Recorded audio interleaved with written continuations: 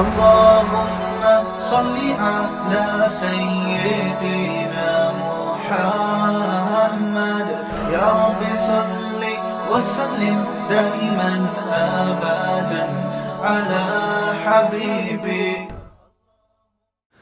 بیان یہ چل رہا تھا وہ جو مشہور سائنٹسٹ کی موت واقع ہوئی ہے اس کے بارے میں بات کر رہا تھا کہ جو اللہ کے وجود کے منکر ہیں، سورہ ملک میں اللہ تعالیٰ نے کتنے دلائل دیے اپنے وجود کے، اپنی قدرت کے، اپنی طاقت کے، دلائل کے انبار لگا دیے. اور پھر اللہ تعالیٰ نے دعویٰ کیا وَلِلَّذِينَ كَفَرُوا بِرَبِّهِمْ عَذَابُ جَهَنَّمَ، وہ لوگ جو اپنے پروردگار کا انکار کریں گے، اس کے ساتھ کفر کریں گے، اس کی ناشکری کریں گے، ان کے لیے جہنم کا عذاب ہے. اسلام کی دعوت ایسی لنگڑی لولی کمزور دعوت نہیں ہے کہ جو چاہے مان لے اور جو چاہے مسترد کر دے. ایسا نہیں ہے، اتنا آسان کام اور آسان معاملہ نہیں ہے. یہ اللہ کا دین ہے، لہذا اختیار تو اللہ نے دیا دنیاوی لحاظ سے کہ تم مانو نہ مانو تمہاری مرضی ہے، لیکن یہ یاد رکھو نہ ماننے کی صورت میں جو عذاب دیا جائے گا وہ عذاب معمولی نوعیت کا نہیں ہوگا.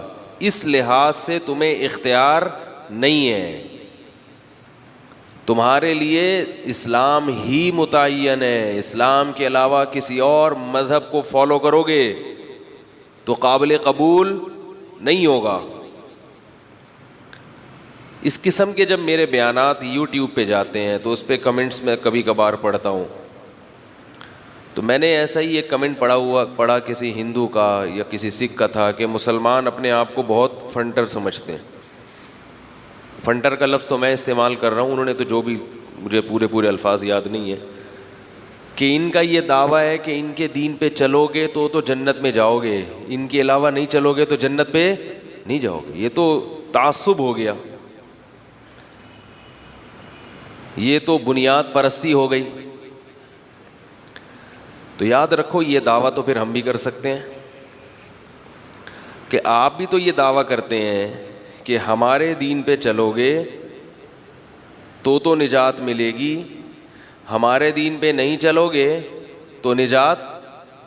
یہ ہر مذہب کا دعویٰ ہے. اور اگر کوئی بہت ہی لبرل ہندو ہے، بہت ہی لبرل سکھ ہے، وہ یہ کہتا ہے کہ نہیں ہمارا یہ دعویٰ نہیں ہے کہ جو ہمارے دین پہ چلے اسی کو نجات ملے گی، بلکہ ہم یہ کہتے ہیں جو ہمارے دین پہ چلے تو بھی ٹھیک ہے، کسی اور دین پہ چلے تو بھی ٹھیک ہے.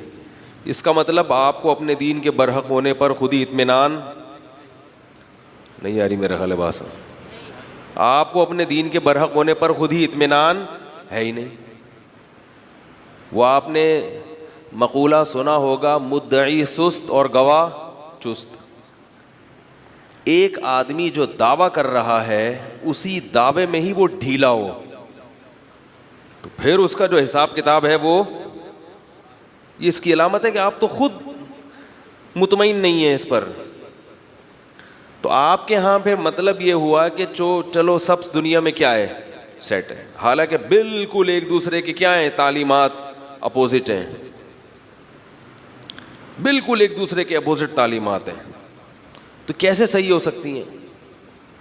اس پر ایک اشکال ہوگا کہ مسلمانوں کے جو فقہا کے آپس میں اختلافات ہیں وہ بھی تو بسا اوقات بالکل ایک دوسرے کے، بولو نا بھائی، اپوزٹ ہو جاتے ہیں. امام کے پیچھے فاتحہ پڑھنا ہم کہتے ہیں جائز نہیں ہے، امام شافعی کہتے ہیں واجب ہے. تو ہم بھی تو کہتے ہیں کہ وہ بھی ٹھیک ہے اور اے بھی ٹھیک ہے، اے بھی ٹھیک ہے. تو یاد رکھو اس اختلاف کی نوعیت اور ہندوؤں سے یا عیسائیوں سے جو اختلاف ہے، اس اختلاف کی نوعیت میں زمین اور آسمان کا فرق ہے. ایک اختلاف وہ ہے کہ آپ نے اللہ کو اللہ مان لیا، اللہ کے پیغمبروں کو پیغمبر مان لیا, اللہ کے سفیر کو سفیر مان لیا. اب اگر اللہ کے پیغمبر نے کوئی ایسی بات کہی جس بات کے دو مطلب نکل رہے ہیں, اس کو ڈیفائن کرنے میں کیا ہو رہا ہے, اختلاف ہو رہا ہے, تو اس اختلاف کا مقصد اللہ اور اس کے رسول کے اپوزٹ چلنا نہیں ہے, بلکہ اللہ اس کے رسول ہی کے راستے کو فالو کرنا ہے. اس قسم کا اختلاف بڑا اختلاف نہیں کہلائے گا. اس کی مثال ایسے ہے جیسے آپ کے باس نے آپ کے ذمے کوئی کام لگایا, آپ اس وقت موجود نہیں تھے, باس نے کسی کے ذمے لگایا کہ میں جا رہا ہوں, جب یہ آئے نا اس کو کہنا کہ یہ کام اس طریقے سے نمٹا دے. اس نے جب اچھا باس نے جب آپ کو اپنے کسی نمائندے کو یہ بات کہی, اس نمائندے نے آپ سے یہ بات جب بتائی, تو اس نے جب بتائی آپ سے یہ بات, تو اس بات کے کتنے مطلب نکلتے ہیں, بولو بھائی, دو مطلب نکلتے ہیں. بلکہ میں ایک ایسی مثال دیتا ہوں نا جو بالکل واضح ہو. کوئی دعا کریں, کوئی مثال ذہن میں آ جائے.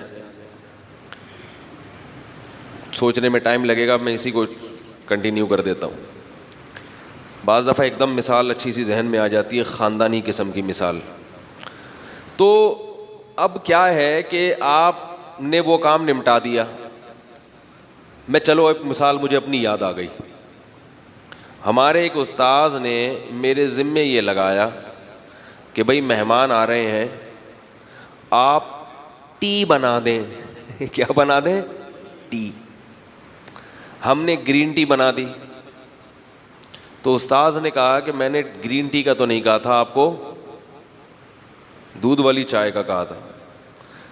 اب مجھے مغالطہ اس لیے ہوا کہ عام طور پر میں نے ان استاذ کو دیکھا تھا کہ وہ جو مہمانوں کو اکثر سبز چائے پلاتے تھے.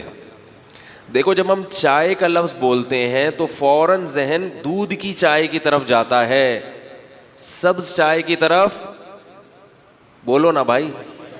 جب آپ کہیں ہوٹل میں جائیں, بولے بھائی چائے لے آؤ, سبز چائے تھوڑی لے کر آئے گا وہ.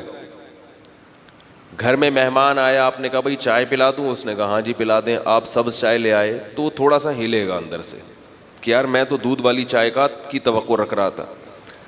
البتہ آپ پشاور میں یا افغانستان میں ہوں گے تو وہاں چائے کا مطلب کیا ہوتا ہے, گرین ٹی. تو وہ استاذ تھے کراچی میں, انہوں نے مجھ سے کہا کہ چائے لے آؤ. تو کراچی کے عرف کے مطابق تو دودھ والی چائے ہونی چاہیے, لیکن ان کے اپنی جو صبح شام میں ایکٹیویٹیز دیکھ رہا تھا, جو ان کا اپنا چائے پلانے کا اسٹائل دیکھ رہا تھا, وہ کون سا تھا, سبز چائے. تو اب میرے جیسا آدمی تو مغالطے میں پڑ سکتا ہے نا. کیا خیال ہے, چائے پی کے آئے آپ لوگ تو بات سمجھ میں آئے گی. مغالطہ ہو سکتا ہے, اس میں کنفیوژن پیدا ہو سکتی ہے. میں نے کیا کیا کہ میں نے گرین بنا دی. انہوں نے کہا یار گرین تھوڑی بولی تھی, لیکن ایسا نہیں کہ انہوں نے مجھ پہ بہت شدید غصے ہوئے ہوں, دفع ہو جاؤ یہاں سے, تمہیں بولتا کیا ہوں, سمجھتے کیا ہو. ان کو خیال تھا بھائی اس کا مقصد کیا تھا, میرے حکم کو فالو کرنا تھا, میری تابع داری کرنی تھی. اس نے میری تابع داری میں مخالفت نہیں کی, لیکن ظاہر ہے کہ میں نے بھی تو وضاحت نہیں کی تھی کہ دودھ پتی یا سبز چائے, تو کنفیوژن ہو سکتی ہے. چلو کوئی بات نہیں, دوبارہ بنا دو. اب ایسے موقع پر جو حکم دینے والا ہے وہ اگر غصہ ہو جائے تو یہ اس کے بد اخلاق ہونے کی علامت ہوتی, اس کے غلط ہونے کی علامت ہوتی ہے. اللہ اس کے رسول صلی اللہ علیہ وسلم نے جو ہمیں احکام دیے ہیں, کچھ احکام تو ایسے ہیں کہ جس میں دو رائے ہو نہیں سکتی, کچھ احکام ایسے ہیں جن میں یہ مفہوم بھی نکلتا ہے, اور اب اس میں اگر اختلاف ہوگا تو وہ ایسا اختلاف ہے کہ اس اختلاف سے بچنا ممکن ہے نہیں. اس میں امت نے صدیوں سر توڑا, سر جوڑا, سر پھوڑا, لیکن اختلاف ختم, کیونکہ دونوں طرف رائے تھی. آج بھی ہم دیکھتے ہیں.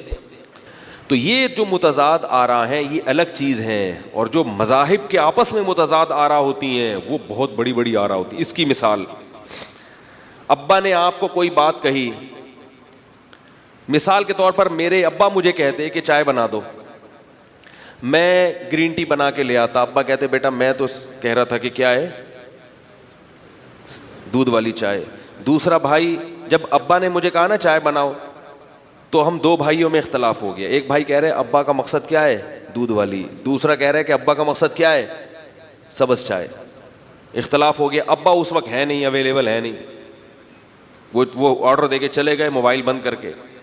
تو یہ اختلاف ہوگا تو ابا جب آئیں گے تو زیادہ سے زیادہ یہ کہیں گے بھائی یہ صحیح کہہ رہا ہے اور یہ غلط کہہ رہا ہے, لیکن غصے کسی پر بھی نہیں ہوں گے. بولیں گے بھائی میری طرف سے ہی غلطی ہوئی کہ میں نے صحیح صاف لفظوں میں وضاحت نہیں کی. لیکن دو بھائیوں میں اختلاف اس بات کا نہیں ہے کہ ابا نے جو حکم دیا اس کا مطلب کیا ہے. اختلاف یہ ہو رہا ہے, ایک بھائی کہہ رہے یہ ابا ہیں ہی نہیں یاری بات, یہ ابا ہے ہی نہیں, لہذا ان کو فالو کرنا ہمارے ذمے ہے ہی نہیں. دوسرا کہہ رہا ہے بھائی یہ ابا ہیں. اب ابا جب گھر آئیں گے وہ دیکھیں گے دو بھائی آپس میں کیا کر رہے ہیں, دونوں کے یوٹیوب پہ کمنٹس آ رہے ہیں.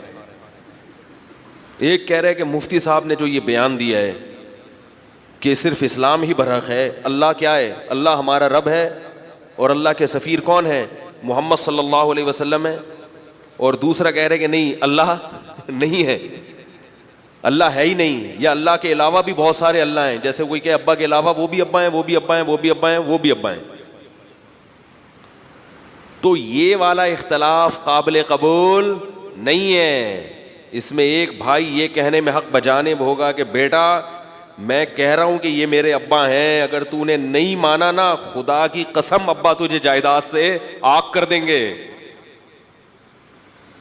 تیرے لیے پھر ابا کے گھر میں کوئی ٹھکانہ نہیں ہے. اب دوسرا بھائی کہہ رہا ہے یار تم تو براڈ مائنڈیڈ آدمی نہیں ہو بالکل, ہاں تم جو نظریہ تم جو دعویٰ کرو تو تمہیں تو ابا کی وراثت ملے گی, اور میں تم سے اگر رائے میں اختلاف کر رہا ہوں تو میں ابا کی ساری جائیداد سے محروم, کیا خیال ہے بھائی. تو دوسرا بھائی, پہلا بھائی یہ کہے گا نا کہ جب تو اس کو ابا مانتا ہی نہیں ہے تو تجھے اس کی وراثت اس کی جائیداد سے کیا کرنا ہے, وہ تو تجھے گھر سے باہر نکالے گا. ہم بھی یہ کہتے ہیں جب تم اللہ کو اللہ مانتے ہی نہیں ہو تو پھر تمہیں اس کی جنت سے کیا واسطہ. بہت مشکل ہے سمجھانا بھائی, پھر تم کو اس کی جنت سے کیا لینا دینا بھائی.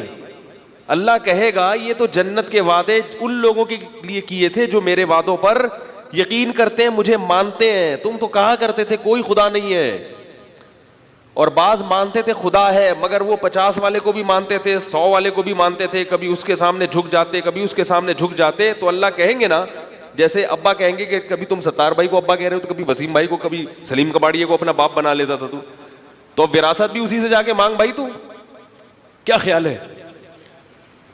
تو اللہ بھی کہے گا کہ اب کس سے نجات مانگو. ارے بھائی آپ لوگ تو بول لو یار اللہ کے بندو. اللہ کیا کہے گا, اب نجات کس سے مانگو. تلک الدار الآخرۃ نجعلها للذین لا یریدون علوا فی الارض ولا فسادا والعاقبۃ للمتقین. فرمایا دنیا سب کو ملے گی, دنیا کافر کو بھی ملے گی, مسلمان کو بھی ملے گی, نمازی کو بھی ملے گی, بے نمازی کو بھی ملے گی, لیکن یہ جو آخرت کا گھر ہے یہ صرف اور صرف ہم نے اپنوں کے لیے رکھا ہوا ہے, اپنوں کے لیے جو ہمارے وعدوں پر یقین کرتے ہیں, صرف ان کو ملے گا, ان کے علاوہ اس میں کسی اور کا حق نہیں ہے. تو یہ جو کہا جاتا ہے نا, مسلمانوں پہ الزام لگایا جاتا ہے کہ یہ جنت کے ٹھیکیدار بنے ہوئے ہیں. بھائی ہم جنت کے اپنے آپ کو ٹھیکیدار نہیں سمجھتے. ہم یہ دعویٰ کرتے ہیں کہ ہم جس رب کو مانتے ہیں اس رب کے برحق ہونے اور ہمیں اس دعوے کے سچے ہونے کا اتنا یقین ہے کہ ہم اس دعوے کے مخالفت والے کو حق پرست قرار نہیں دے سکتے اور اس میں دو رائے کے متحمل نہیں ہیں. یہ تو ہمارا ظرف ہے کہ ہم اس کو گوارا کرتے ہیں کہ کسی کو زبردستی ہم اسلام میں داخل نہیں کرتے. اگر ہمارا رب ہمیں حکم دے دیتا کہ تلوار کی نوک پہ ان کو اسلام میں داخل کرو تو یہ کام بھی ہم کرتے. وہ ہمارے رب نے اجازت نہیں دی ہے, کیونکہ یہ زمین کس کی ہے, اللہ کی ہے. انسان کا یہ دعویٰ سرے سے غلط ہے کہ میں اس زمین کا مالک ہوں, میں جیسی چاہوں گا زندگی گزاروں گا. آپ غلط ہو بھائی, آپ کریٹڈ ہو, آپ کو بنایا گیا ہے. اللہ نے قرآن میں جگہ جگہ سمجھایا نا کہ میں نے پانی سے بنایا, میں نے آسمان سے بارشیں برسائیں, میں نے ماں کی چھاتیوں میں دودھ پیدا کیا, میں نے یہ سب سارے کام کیے. جب سب کچھ اللہ کر رہا ہے تو آپ یہ کیسے کہہ سکتے ہو دنیا کی کسی حکومت میں آپ آزاد ہوتے ہو؟ عجیب بات ہے. یہ جو لوگ ہیں نا جو زیادہ براڈ مائنڈڈ بنتے ہیں, یہ دنیا کی حکومتوں میں اس اتنے اعلیٰ ظرف کے قائل نہیں ہے. جو دنیا کی عارضی حکومتیں ہیں نا, ان میں قوانین کو فالو کرنے کو ضروری سمجھتے ہیں. جو اس قانون کے خلاف جائے اس پہ کیس چلانے کو, بولو بھائی, ضروری سمجھتے ہیں. لیکن خدائی قانون کو اگر کوئی نہ مانے تو کہتے ہیں وہ جو چاہے کرتا پھرے, چونکہ وہ تو مسلمانوں کی اپنی رائے ہے, ہم اس رائے سے متفق نہیں ہیں. کیوں متفق نہیں ہے بھائی؟ آپ کیوں متفق نہیں ہے؟ آپ کو یہ بات سمجھ میں نہیں آتی کہ خدا کھاتا پیتا نہیں ہے, وہ انسانی ہاتھوں سے بنایا نہیں جا سکتا.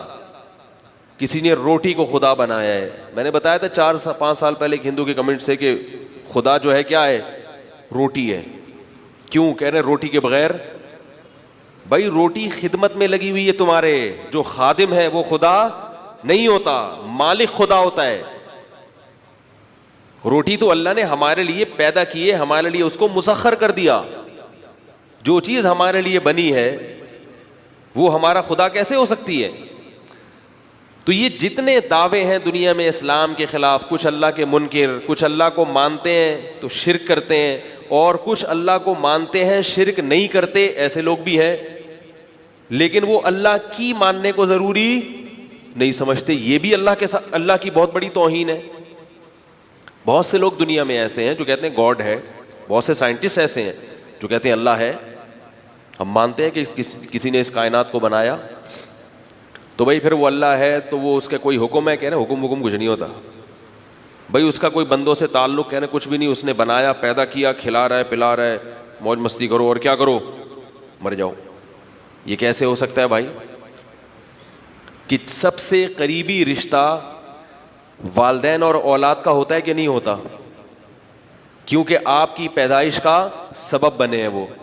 تو جو اللہ جو سبب نہیں بنا بلکہ حقیقی خالق ہے, جس کی طاقت, کن کی طاقت سے آپ وجود میں آئے ہو, جو آپ کو آپ کی پیدائش سے پہلے سے جانتا ہے, اس کا اپنی مخلوق کے ساتھ کوئی رشتہ, کوئی تعلق نہیں ہے. ایسے کیسے ہو سکتا ہے؟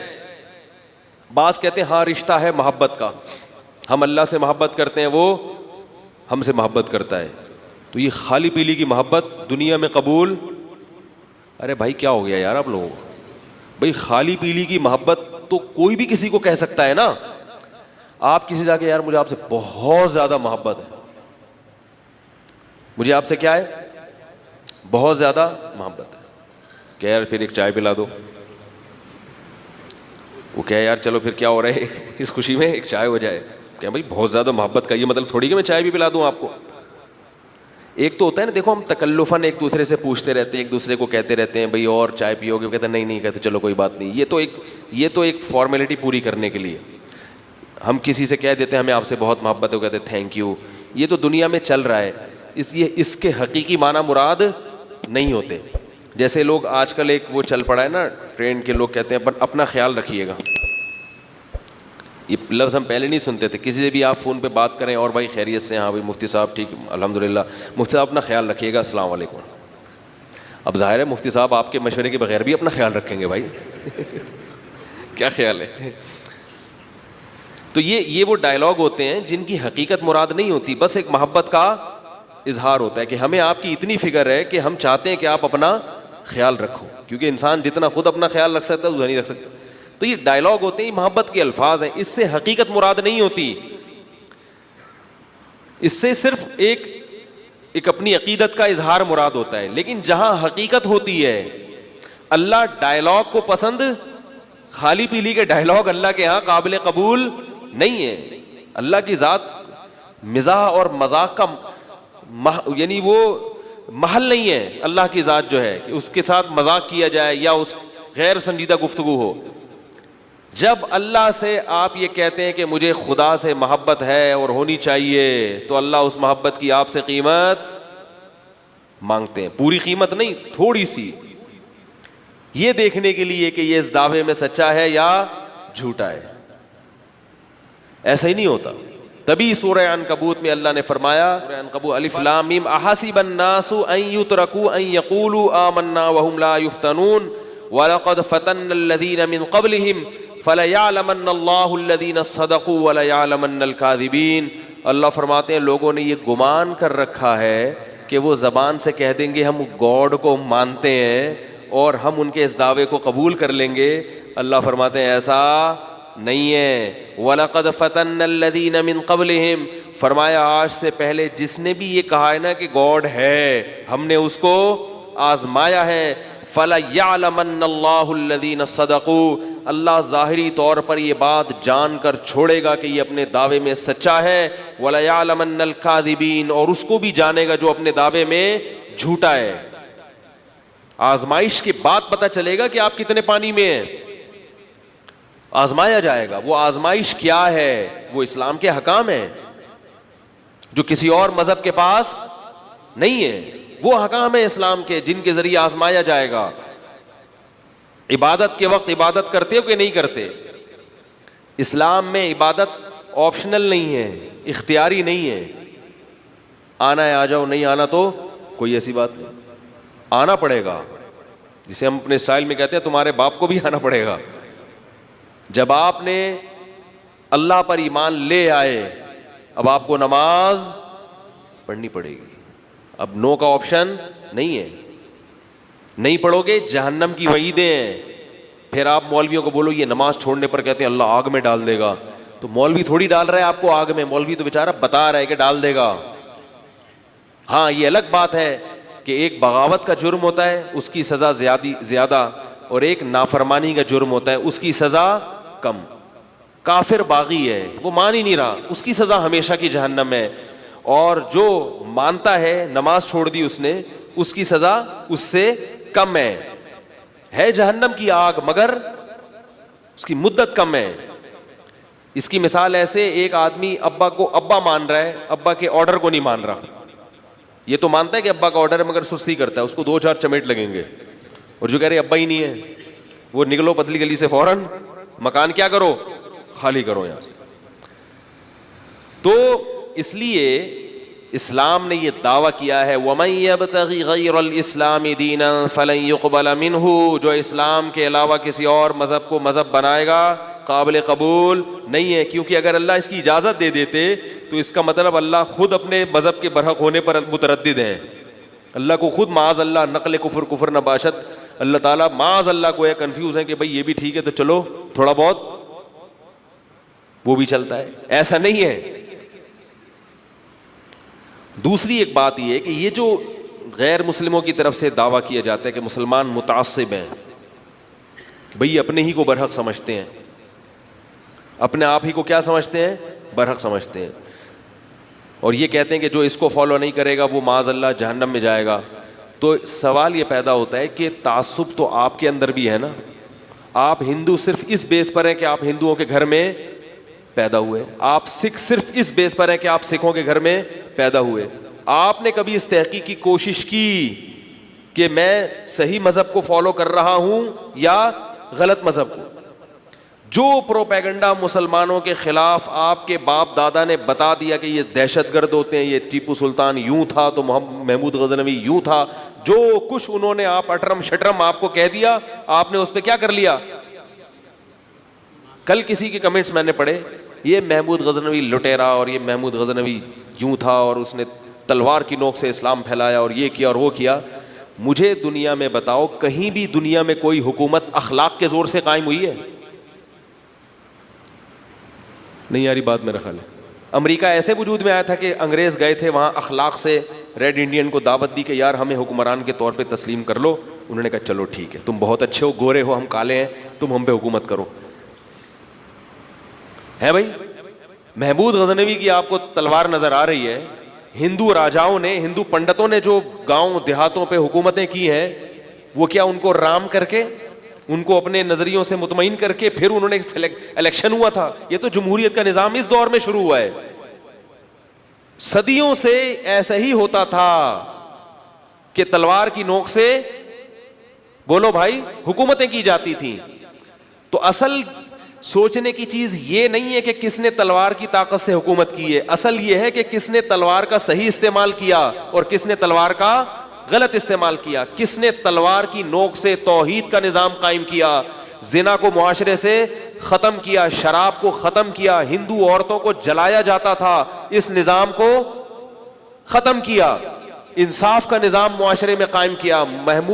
محمد ابن قاسم تلوار کی زور سے ہندوستان پر قابض ہوا ہے, لیکن محمد ابن قاسم نے تلوار کی زور سے جو انصاف پھیلایا تھا اس کی شہادت خود ہندوؤں نے دی ہے. آپ کو معلوم ہے کہ 1300 سال پرانے کسی فاتح کی مسلمانوں نے تصویر محفوظ, کیونکہ اسلام میں تصویریں ہمیشہ سے حرام رہی ہیں, تصویریں بنا کے لٹکانا اس کی اسلام اجازت نہیں دیتا, مگر محمد ابن قاسم کی تصویریں آج بھی کتابوں میں ملتی ہیں. یہ مسلمانوں نے نہیں بنائی, یہ ہندوؤں نے محمد ابن قاسم کی تصویریں بنائی تھی اس کی پوجا پاٹ کرنے کے لیے کہ یہ وہ نجات دہندہ ہے جس نے ہمیں ہمارے ظالم حکمرانوں سے نجات دلائی ہے. تو یہ ایک 5ویں کلاس کے بچے کو یہ بات سمجھاؤ تو سمجھ میں آ جائے گی, اور آپ پی ایچ ڈی کے یعنی کیے ہوئے ڈاکٹر ہیں اور آپ اس پروپیگنڈے سے متاثر ہو رہے ہیں کہ مسلمان کیا ہوتے ہیں, دہشت گرد. یہ تلوار سے انہوں نے دنیا میں سب کچھ پھیلایا ہے. ہر دور میں تلوار ہی سے جو کچھ پھیلا ہے وہ پھیلا ہے. فرق یہ ہے کہ تلوار کے زور سے آپ نے بولو بھائی, امریکہ اگر جاپان پہ ایٹم بم نہ برساتا تو آج امریکہ ہوتا. کیا ہو گیا, امریکہ نے غلط کیا. جنگ کا یہ مطلب نہیں ہوتا کہ آپ پوری کی پوری قوم کو اس طریقے سے تہس نہس کر دیں, اس کی اسلام اجازت نہیں دیتا. یہ ایٹم بم اگر مسلمانوں کی خلفاء کے پاس ہوتا تو شاید مسلمان اس کا استعمال نہ کرتے, ان کے علماء منع کر دیتے کہ بھائی کسی قوم کو اس طرح سے نسلوں کو بالکل اس کی جناب تباہ و برباد کر کے رکھ دیا آپ نے. تو لیکن امریکہ نے استعمال کیا اور جنگ عظیم میں پھر فتح کس کو ہوئی, جرمنوں کو شکست ہو گئی, جاپان اور اس کے تمام اتحادیوں کو کیا ہو گئی, شکست ہو گئی. اور اگر شکست نہ ہوتی, یہ جو جماعت اسلامی کے سابق امیر تھے قاضی حسین احمدی ایک دفعہ جاپان گئے. اسلام میں بھی تلوار بھی ہے, بم بھی ہے, سب کچھ ہے. کیوں ہے یہ میں یہ سمجھانے کے لیے بتا رہا ہوں, دہشت گردی کے لیے نہیں ہے, یہ کیوں ہے یہ سمجھانے کے لیے میں بتا رہا ہوں آپ کو کہ وہ جو سابق صدر ہے نا جماعت اسلامی کے سابق امیر قاضی حسین احمد, جن کا انتقال ہو گیا, اللہ ان کی مغفرت فرمائے, وہ گئے وہاں جاپان کے صدر ان سے ملے, اس نے چنگ پونگ کر کے ان سے کوئی بات کی ہوگی, ٹھیک ہے, اس کا ترجمہ کیا. اس کا حاصل یہ تھا, اگر وہ صحیح ترجمہ سمجھے اس کا, تو اس کا حاصل یہ تھا, یہ جو قاضی حسین احمد ہیں یہ گئے جاپان, صدر نے اس وقت پاکستان نے ایٹمی دھماکہ کیا تھا, تو جاپان کے صدر نے ان سے کہا کہ آپ لوگ جو ایٹمی دھماکہ کر رہے ہو یہ اچھا کام نہیں ہے, ایٹم بم سے تباہی پھیلتی ہے, انسانیت کا برباد ہوتا ہے, یہ چی تھو بہت غلط کا, یہی اسٹائل ہوگا. یہ کیا کیا آپ نے, چی تھو بہت گندا کام کیا, بم لوگ مرتے ہیں اس سے, یہ ہوتا ہے. تو قاضی حسین احمد صاحب نے بڑی پیاری بات کی, انہوں نے کہا اگر یہ بم آپ لوگ پہلے بنا لیتے تو آپ کے ملک میں جو تباہی ہوئی ہے نا ایٹم بم سے وہ نہ ہوتی, آپ کی قوم کیا ہو جاتی, اس بم کی تباہی سے محفوظ ہو جاتی. یا تو ساری دنیا غلیلوں سے لڑے, پھر مسلمان بھی غوری میزائل نہیں بنائے گا, بابر میزائل نہیں بنائے گا, اس کو وہ بہت بڑی آرمی نہیں بنائے گا, وہ ایٹم بم نہیں بنائے گا. آپ ساری دنیا سے ایٹم بم چھین لیں, شب برات کے پٹاخے ان کے ہاتھ میں پکڑا دیں, تو پٹاخوں میں تو ہم کیا ہیں, ہمارے یہاں تو شب برات میں باقاعدہ آرڈر پہ پٹاخے پھوڑے جاتے ہیں. صحیح سمجھ میں آ رہی ہے بات. لیکن دنیا کی اسلام دشمن طاقتیں ایٹم بم بھی بنائیں, ان کی مضبوط آرمی بھی ہو, ان کی ایئر فورس بھی ہو, ان کی سمرینیں بھی ہوں, اور وہ جناب دور سے دور وار کرنے والے میزائل بنا رہے ہوں, تو پھر مسلمان بھی کیا کرے گا, بنائے گا. کیونکہ مسلمان کو اس کے کتاب نے, اس کے قرآن نے حکم دیا فرمایا اعدوا لهم ما استطعتم من قوة، کیونکہ اسلام برحق مذہب ہے، اسلام سچا مذہب ہے، تو اللہ فرماتے ہیں تم تو اس کے زیادہ اہل ہو کہ اپنا ڈیفینس کرو، اپنا دفاع کرو. فرمایا اتنی طاقت جمع کرو، اتنی طاقت جمع کرو، ترہبون بہ عدو اللہ وعدوکم، اس طاقت کو دیکھ کر دشمن تھر تھرانے لگے، لڑنے کی نوبت نہ آئے، وہ سمجھنے لگے بھائی ان سے لڑنا ہی حماقت ہے ان لوگوں سے. ترہبون بہ، تمہاری اس طاقت کو دیکھ کر، تمہارے اس اسلحے کو دیکھ کر، سن کر یار ایسے ایسے میزائل ایجاد ہو رہے ہیں، اس کو دیکھ کر یہ کیا کرنے لگے. ورنہ کمزور آدمی کو لوگ کھا جاتے ہیں. جاپان دیکھو نا، کتنے بڑے بڑے سائنسدان ہیں جاپان کے، مگر کوئی پالیسی بیچارہ. ہمارے ایک رشتے دار تھے مرچنٹ نیوی میں کیپٹن تھے، وہ انہوں نے بتایا کہ ہم کیا کرتے ہیں کہ جاپان سے گندم کا جہاز لے کے جاتے ہیں امریکہ، پھر وہی جہاز واپس جاپان لے کے آتے ہیں. میں نے کہا یہ کیا ڈرامہ ہو رہا ہے؟ انہوں نے کہا امریکہ بہادر نے کہا ہے کہ مجھ سے تم اتنی ٹن گندم خریدو گے. اب وہ ان کے کیلکولیشن میں وہ اتنے ٹن گندم جاپان نے نہیں خریدی، اور ابھی گندم ہے نہیں تو لاؤ دو اور خریدو ہم سے. بدماشی ہے، تاکہ ہمارے جو کاغذات میں جو ہے نا حساب کیا ہو جائے. کاغذات جیسے ہوتا ہے نا، آڈٹ جب ہو رہا ہوتا ہے نا سال کے آخر میں، تو وہ حساب فٹ نہیں بیٹھ رہا ہوتا، تو کچھ مصنوعی خرید و فروخت ہو جاتی ہے. یار یہ اس کے کھاتے میں ڈال دو، یہ پیسے جو ہے نا یہ پتہ نہیں کہاں چلے گئے. ایسا ہی ہوتا ہے نا کمپنیوں کا جب آڈٹ ہوتا ہے، یار یہ تو پیسے 1 کروڑ روپے کم ہو رہے ہیں، تو ایسا کرو یہ فرض کر لو کہ اس کی یہ وسیم بھائی نے کیا خریدی ہے، یہ خریدی ہے، یہ 1 کروڑ روپے ہم نے ایسے کیے. تو اس طرح کہ فرضی وہ کی جاتی ہے. تو جاپان بیچارہ کیا کر رہا ہے، گندم کے ٹرک بھیج کے امریکہ سے خرید رہا ہے، تاکہ ان کی جو سالانہ جو برآمد ہے وہ حساب کتاب میں کیا ہو جائے، کتنا کمزور ہو گیا. حالانکہ امریکہ بھی جاپان کی چیزیں استعمال کرتا ہے، سائنس ٹیکنالوجی میں امریکہ سے آگے، مگر غلامی کس کی، امریکہ کی. تو اگر جاپان پہلے ایٹم بم بنا لیتا تو یہ ڈرامے پھر جاپان امریکہ کے ساتھ کر رہا ہوتا. تو اسلام گراؤنڈ ریئلٹی کو دیکھ کے چلنے کا حکم دیتا ہے، کیونکہ برحق مذہب ہے. ایسی باتیں نہیں کرے گا کہ ایک تھپڑ مارو تو دوسرا گال بھی اپنا آگے کر لو، ایسا نہیں کرے گا. تو برحق مذہب ہے تو وہ تو کہے گا بھائی جب تم دین برحق پہ چلتے ہو تو تمہیں زندہ رہنے کے لیے، اپنا وجود برقرار رکھنے کے لیے تمہیں اسلحہ جمع کرنا پڑے گا. تو بات اس پر ہونی چاہیے کہ برحق ہے یا نہیں ہے. اگر برحق ہے تو وہ تمام لوازمات کے ساتھ برحق ہے. اگر اسلام برحق مذہب نہیں ہے پھر اس کی ساری باتیں غلط ہیں.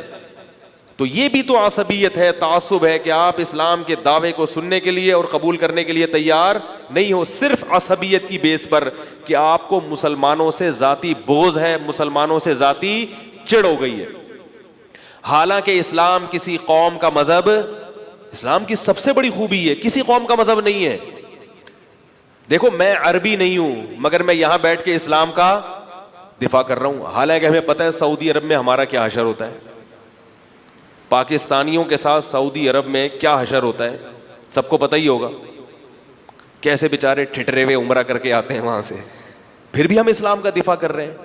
ہم مکہ مدینہ کے محافظ بننے کی کوشش کرتے ہیں. کیوں بھائی؟ اسلام عربوں کے باپ کا مذہب تھوڑی ہے. اسلام تو ساری دنیا کے سارے انسانوں کے لیے. بنگلہ دیش کے لوگ بھی اسلام پہ فخر کرتے ہیں، ہندوستان کے مسلمان، پٹھان ہو، پنجابی ہو، سرائکی ہو، سندھی ہو، بلوچ ہو، گورے جو مسلمان ہوتے ہیں وہ بھی، کیونکہ اسلام میں عصبیت، لسانیت، قوم پرستی بالکل بھی نہیں ہے. تو اس لیے ہم غیر مسلموں سے کہتے ہیں پھر آپ کیوں عصبیت میں مبتلا ہو رہے ہو؟ مسلمان کوئی ایسی ایک قوم نہیں ہے اس لحاظ سے کہ اس کی ایک زبان ہے یا اس کا ایک کلچر ہے، نہ. تبھی اسلام میں کوئی مخصوص لباس نہیں ہے. لوگ ہم سے پوچھتے ہیں سنت لباس کیا ہے؟ بھائی سنت لباس کوئی اس لیے نہیں ہے کہ اسلام ساری دنیا کے سارے انسانوں کے لیے آیا ہے. ہر قوم کا مخصوص لباس ہوتا ہے، اس علاقے کے لحاظ سے اسلام نے اس لباس میں چھیڑ چھاڑ بولو بھائی نہیں کیے. اب اسلام کہتا ہے شلوار قمیض سنت ہے، انگلینڈ میں رہنے والا کرتے شلوار میں گھومتا کلفی بن جاتا تھوڑے دنوں میں. کیا خیال ہے؟ اب ہم یہاں بغیر کالر کے کرتا پہن کے گھوم رہے ہیں، ہم کہیں یہ سنت ہے. تو آپ کینیڈا میں گھوم سکتے ہو سردیوں میں؟ کیا خیال ہے؟ تو آپ کو تو لحاف کا کرتا بنانا پڑے گا، پھر کمبل کے کرتے بنیں گے وہاں پہ. اسلام نے لباس میں چھیڑ چھاڑ کچھ اصول بتا دیے کہ لباس ہونا چاہیے, اسٹیکر نہیں ہونے چاہیے 2-3, سمجھ رہے ہو؟ لباس کا مقصد ہے جسم کو ڈھانپنا, اور عورت کا لباس بتا دیا پورا جسم ڈھکا ہوا ہو, اور کسی خاص قوم کا خاص شعار نہ ہو وہ لباس کے, دیکھتے ہی یہ لگے کہ یہ پتہ نہیں کون آ رہا ہے. تو چند ہدایات دے دی, باقی اپنے حال پہ چھوڑا. بھائی جیسے کوئی مخصوص زبان کا مکلف نہیں بنایا اسلام نے. اسلام میں عربی سیکھنا فرض, بولو بھائی, نہیں. نماز پڑھنا فرض ہے, عربی سیکھنا اتنی کہ بس قرآن پڑھنا آ جائے, کیونکہ قرآن عربی زبان میں ہے. اس سے زیادہ عربی سیکھنا فرض, بہتر ضرور ہے کہ اسلام کی سرکاری زبان ہے تو اس کی برکات ہیں, لیکن ضروری نہیں ہے. تبھی دنیا میں آپ دیکھ لیں کہ مسلمانوں کی کروڑوں مسلمان ہیں جو عربی نہیں جانتے, لیکن پھر بھی وہ مسلمان ہیں, جنت میں جائیں گے. تو اگر اسلام میں ذرہ برابر بھی قوم پرستی ہوتی تو رسول اللہ صلی اللہ علیہ وسلم کی تلوار سب سے پہلے اپنی قوم کے خلاف نہ اٹھتی. عرب میں انتہائی درجے کی قوم پرستی تھی, اور کافی حد تک آج بھی ہے. جو ان میں صحیح طرح سے مذہب کو فالو نہیں کرتے نا, وہ بہت متعصب ہوتے ہیں. وہاں کے علماء صلحاء, ان میں عربیت اور یہ قوم پرستی نہیں ہے, لیکن جو وہاں کے جاہل لوگ ہیں وہ تو عربیت پہ فخر کرتے ہیں, وہ تو اسلام بھی ان کے دوسرے نمبر پر ہے. تو عربوں میں انتہائی درجے کی لسانیت تھی, ہماری قوم, ہماری قوم, ہماری زبان, ہم قریشی, ہم ہاشمی. نبی صلی اللہ علیہ وسلم کی تلوار سب سے پہلے کس کے خلاف اٹھی ہے؟ پہلی جو جنگ بدر ہوئی ہے, ادھر بھی قریشی ادھر بھی قریشی. بالکل یہ جڑ سے خاتمہ کر دیا کہ ہماری جنگ قوم کے لیے نہیں ہے, عربوں کی حکمرانی کے لیے نہیں ہے, عربوں کو دنیا میں عزت دلانے کے لیے نہیں ہے, ورنہ عربوں کے خلاف, اپنی قوم کے خلاف تلوار نہ اٹھتی. جنگ بدر میں جب دونوں فریق آمنے سامنے آ کے کھڑے ہوئے ہیں نا, تو پہلے اس طرف سے انصار آئے تھے مسلمانوں کی طرف سے, اور اس طرف سے کون تھے؟ قریشی. تو قریش کے چند بڑے بڑے سرداروں نے یہ کہا حل میں مبارز, 3-4 سردار آئے, انہوں نے کہا پہلے ہم سے لڑو. عرب میں یہ ہوتا تھا کہ جب جنگ شروع ہونے والی ہوتی تھی, جو قوم کے بہادر ترین لوگ ہوتے تھے نا, وہ پہلے آگے نکل کے آتے تھے اور حل میں مبارز کا نعرہ لگاتے تھے کہ پہلے ہم سے لڑو, اور یعنی تمہاری طرف سے بھی ایک آدمی آئے, دونوں میں سے ایک کی لاش گرے گی تو پھر جنگ شروع ہوگی. یہ بڑے بہادروں کا کام ہوتا تھا. بھائی آپ کو پتا ہے کہ میں سامنے نکل, یہ کافروں کا ایک سردار سامنے سے آیا ہے, تو یہ بھی کوئی معمولی آدمی نہیں ہوگا, کیونکہ اس کو پتا ہے میں جب تک نہیں مروں گا یا سامنے والا نہیں مرے گا اس وقت تک لڑائی شروع نہیں ہوگی. ڈان اسی کو کہتے ہیں میرا خیال ہے. میں نے کسی سے پوچھا تھا یہ ڈان کیسے بنتا ہے, اوریجنل ڈان, تو انہوں نے بتایا کہ اس کا بین الاقوامی اصول یہ ہے, پتہ نہیں حقیقت ہے, اللہ آپ ہی بہتر جانتے ہوں گے بھائی, یا تو اللہ جانتا ہے آپ جانتے, کہ وہ جو ڈان ہے نا, جو اوریجنل ڈان, فلموں کا ڈان نہیں, وہ کہیں ان کی خفیہ زمین دوز لڑائیاں ہوتی ہیں, 2 پارٹیاں ان کو لڑواتی ہیں, پھر ان میں جو زندہ بچ جائے وہ کیا بنتا ہے, پھر انڈین فلم کا اگلا ہیرو, پتہ نہیں حقیقت ہے یا وہ ہوتا ہے. تو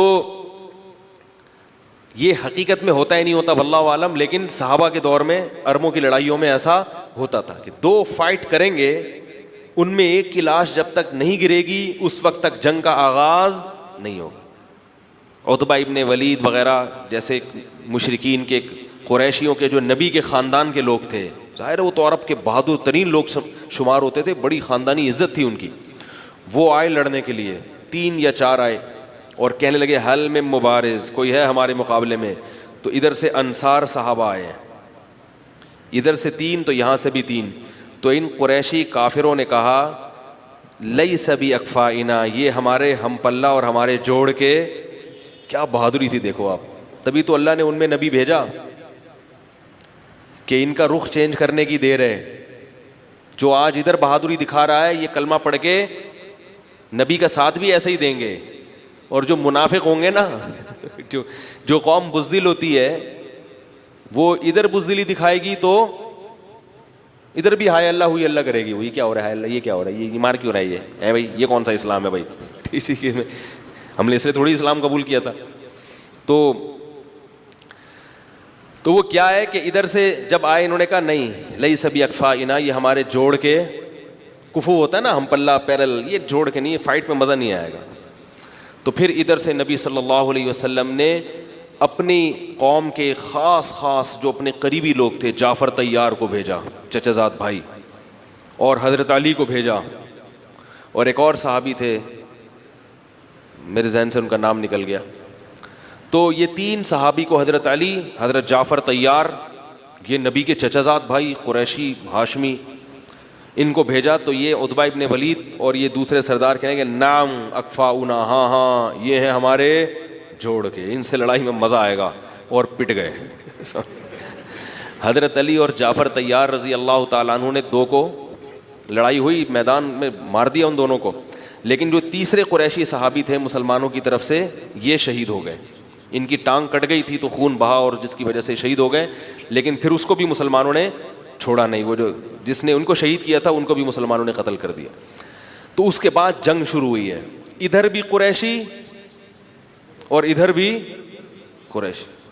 سب سے پہلی تلوار نبی کی کس کے خلاف اٹھی؟ اپنی قوم کے خلاف. مجھے وہ واقعہ یاد آتا ہے، حضرت سلمان فارسی جو پرشین تھے، فارسی بان تھے، وہ آگ کی پوجا کرنے والے لوگ تھے. ایک جب ایران اور فارس کے خلاف صحابہ کا لشکر گیا نا لڑنے کے لیے، تو حضرت سلمان فارسی امیر بنے ہوئے تھے، عربوں کے کمانڈر بنے ہوئے تھے. کمانڈر کون تھا؟ سلمان فارسی. چڑھائی کس ملک پہ ہو رہی ہے؟ انہی کے اپنے ملک پہ، جہاں سے وہ ہجرت کر کے آئے ہیں.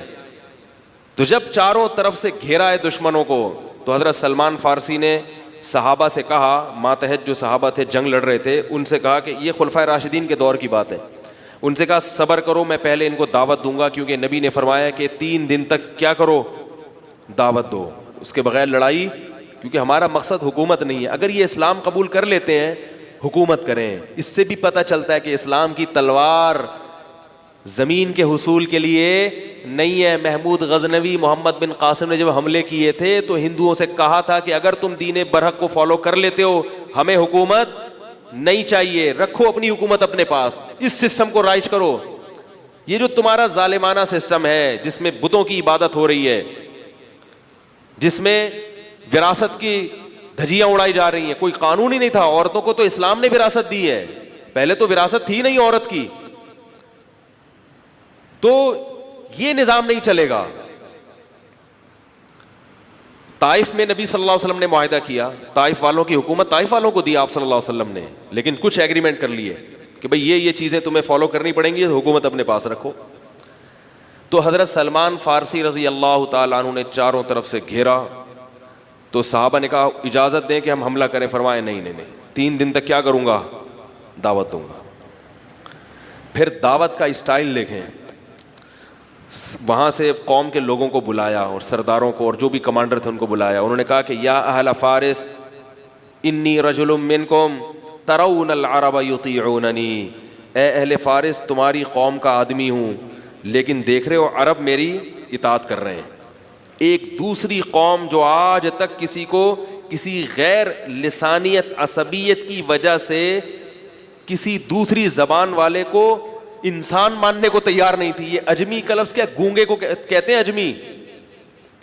جانوروں کو عربی میں اجمی کہا جاتا ہے. عجم کا مطلب کیا ہے؟ بولنا نہیں آتا. عرب کہتے تھے ہم اتنے فصیح ہیں کہ ہمارے علاوہ کسی قوم کو حقیقی معنی میں بولنا آتا ہی نہیں. کیونکہ عرب میں شاعری تھی، بڑے زبردست ان کے مقالے ہوا کرتے تھے. وہ کہتے ہیں ان کو کیا بولنا آتا ہے، ان کو کیا، ان کی نہ کوئی شاعری ہے نہ کوئی اس میں مزہ ہے. تو وہ بڑے فخر کرتے تھے. پھر کہتے تھے ہم ابراہیم علیہ السلام کی اولادوں میں ہیں، ہمارے پاس بیت اللہ کی چابیاں ہیں. اور لڑائی بھی کرتے تھے. وہ ایسا نہیں تھا، سخاوت تھی، صلہ رحمی تھی، رشتہ داری جوڑنا، یہ ساری خصوصیات تھیں جس کی وجہ سے وہ بڑا فخر کرتے تھے اپنی قوم پہ. لیکن سلمان فارسی کیا کہہ رہے ہیں اپنی قوم کو کہ دوسری قوم نے میری کیا کر رہی ہے؟ اطاعت کر رہی ہے. کیا مطلب؟ بتا دیا کہ یہ دین، یہ جو ہماری لڑائی ہے، زبان، ملک، قوم، زمین کی بنیاد پر نہیں ہے. یہ کس کی بنیاد پر ہے؟ اللہ کے دین کو زمین پر نافذ کرنا. یہ اس بیس پر لڑائی ہے.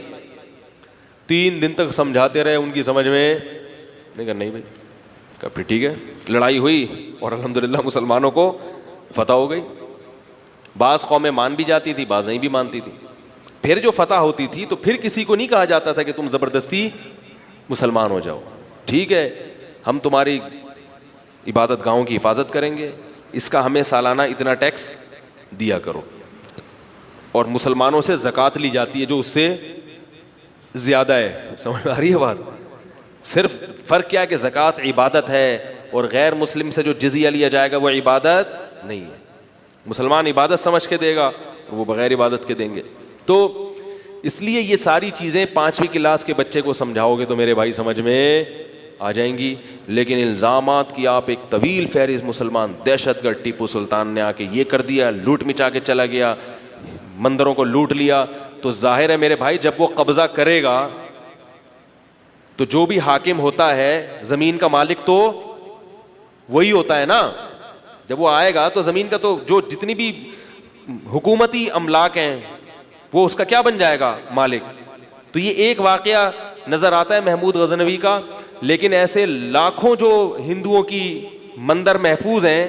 1000 سال ہندوستان پہ مسلمانوں نے حکومت کی ہے, مسلمان چاہتے ایک بھی مندر باقی نہیں چھوڑتے, اور جتنے سونے کے بنے ہوئے بت ہیں سب جلا کے لے جاتے. 1000 سال میں ایک واقعہ ہمیں ملتا ہے محمود غزنوی کا, باقی سارے بت بھی محفوظ ہیں, ان میں سونا بھی نہیں. آ رہی بات سمجھ میں؟ محفوظ ہے. تو جنگ کے دوران کے اصول کچھ اور ہوتے ہیں, جنگ کے بعد اصول, جب مسلمانوں کا قبضہ ہو گیا پھر مسلمانوں نے حفاظت کی ہے. اس پہ انگریزوں نے لکھا ہے, انگریز نے لکھا ہے کہ ہندوستان میں آنے سے پہلے جو مسلمانوں کے اور ہندوؤں کے حالات تھے وہ انگریز کے آنے کے بعد اتنے اچھے حالات نہیں تھے. انگریز نے یہ بات کا اعتراف کیا کہ مسلمانوں نے جو ہندوستان پہ حکومت کی ہے ایسا مثالی امن قائم کر کے دیا ہے اور ایسی مذہبی آزادی دی ہے کہ ایسی مذہبی آزادی اس کے بعد کبھی بھی ہندوستان میں قائم نہیں ہوئی. اب کیا ہو رہا ہے ہندوستان میں؟ یہ مذہبی آزادی ہے. اب دیکھ نہیں رہے آپ کیسے کلپ آ رہے ہیں, زبردستی اس کو وہ پتہ نہیں کون سا ان کا نعرہ ہے, ماترا جی کچھ اس طرح کا نعرہ ہے, وہ زبردستی لگوایا جا رہا ہے. یہ تو پوری دنیا دیکھ رہی ہے. تو اس لیے یہ صرف اور صرف کیا ہے؟ پروپیگنڈا ہے. بات بہت لمبی ہو گئی.